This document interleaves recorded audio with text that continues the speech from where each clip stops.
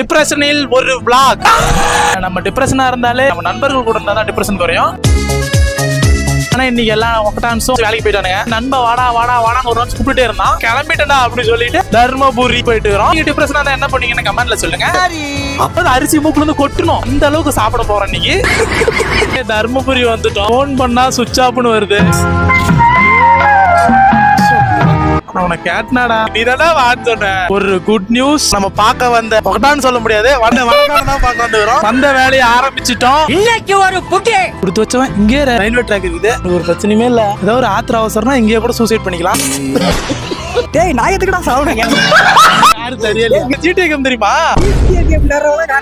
கார்ல வந்து எத்தனை பேக்? 6 பேக் இருக்குதான் செக் பண்ண போறோம். என்னடி சொல்ற?